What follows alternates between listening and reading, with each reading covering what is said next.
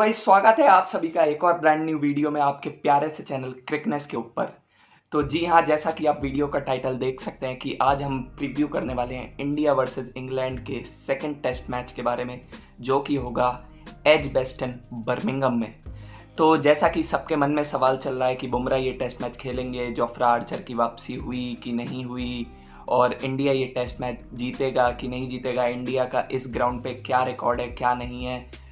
तो इस सब के बारे में हम इस वीडियो के बारे में बात करने वाले हैं। तो चलिए, जैसा कि सबसे पहला सवाल कि इंडिया का क्या रहा है रिकॉर्ड इस बर्मिंघम के ग्राउंड पे। तो 1967 में सबसे पहला मैच खेला गया था इंडिया वर्सेस इंग्लैंड का। तो तब से लेके अब तक इंडिया ने इस ग्राउंड पे कोई भी मैच इंग्लैंड के खिलाफ नहीं जीता है। जी हाँ, आपने बिल्कुल सही सुना, मैं कोई मजाक नहीं कर रहा, ये आप देख भी सकते हैं अपने गूगल पे, और यहाँ पे एक फ़ोटो शो हो जाएगी उसमें भी। तो 1967 से इंडिया ने इस ग्राउंड में कोई भी मैच नहीं जीता, जो कि बहुत ही बड़ा रिकॉर्ड है किसी भी विदेशी टीम के लिए इस ग्राउंड पे। तो ये रिकॉर्ड को तो बख्शना ही बख्शना है इंडिया को। पर उससे भी बड़ी खबर आ रही है कि बुमराह नहीं खेलेंगे सेकंड टेस्ट मैच। तो भाई इंडिया के मेन बॉलर ही नहीं होंगे लाइनअप में, तो इंडिया का जो बॉलिंग लाइनअप दिख रहा था बहुत बढ़िया उनकी वजह से, जो कि मैंने पहली वीडियो में भी कहा था, पर अब तो वो बिल्कुल ही बेकार हो जाएगा।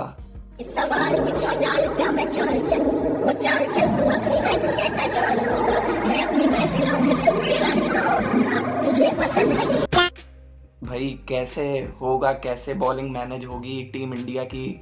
फर्स्ट टेस्ट में तो इंडिया का बॉलिंग लाइनअप सेकंड इनिंग में तो बिल्कुल ही बिखर गया था जब बुमराह ने विकेट ही नहीं लिए। तो भाई इसमें तो बुमराह पूरे मैच में नहीं होंगे तो क्या होगा। और फिर उसी के साथ दूसरी खबर ये भी आ रही है कि जोफ्रा आर्चर ने ज्वाइन कर लिया टीम इंग्लैंड को, तो जिसकी वजह से उनका बॉलिंग लाइनअप बहुत ही फायरी और पेसी दिखने वाला है। और इसी के साथ जोफ्रा आर्चर के बाउंसर, जो कि ऑजीज बैट्समैन भी एशेज में नहीं खेल पाते हैं अच्छे से, तो क्या ये यंग टीम इंडिया खेल पाएगी उनके बाउंसर्स और पेसी बॉलिंग को बिल्कुल ही अच्छी तरीके से कि नहीं, ये भी हम देखना चाहेंगे सेकेंड टेस्ट मैच में बर्मिंघम में।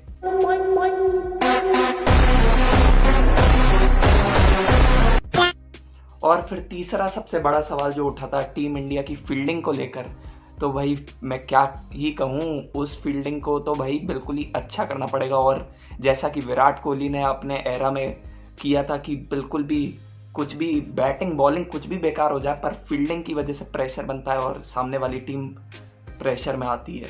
तो वो प्रेशर बनाने के लिए भाई फील्डिंग बहुत अच्छी करनी पड़ेगी, और क्या ही करा जा सकता है। एक आखिरी मौका, हार्दिक पांड्या,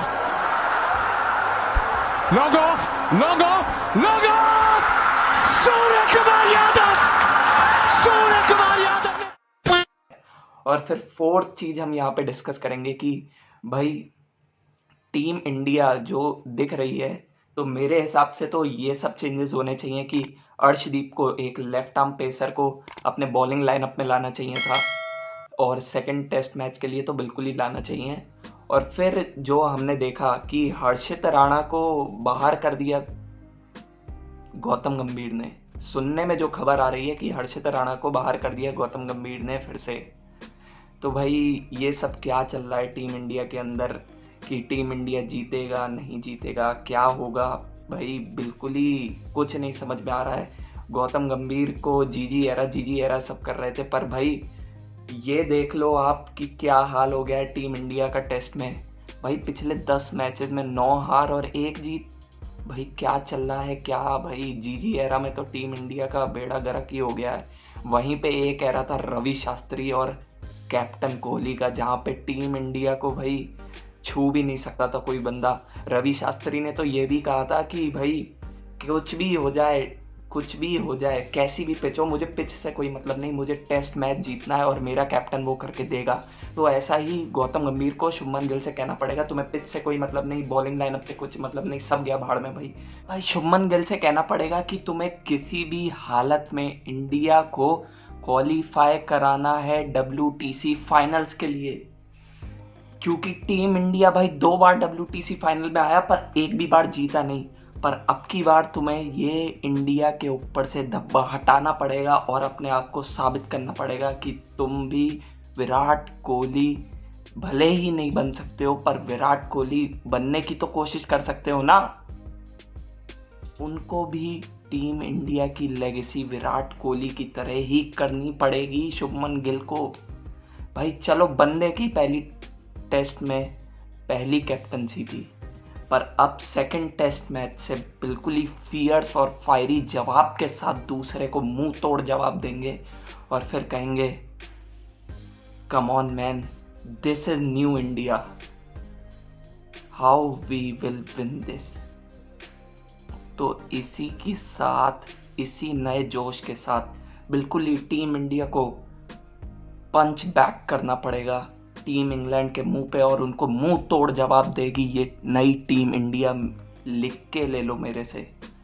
और इंडिया को अपनी बॉलिंग लाइनअप में मेरे हिसाब से ये चेंज तो करना ही पड़ेगा। अर्शदीप को लेकर आओ, साथ ही साथ सिराज को और शार्दुल को ओपन करवाना। अगर बुमराह नहीं खेले, शार्दुल को भी मेन बॉलर की तरह ट्रीट करना पड़ेगा।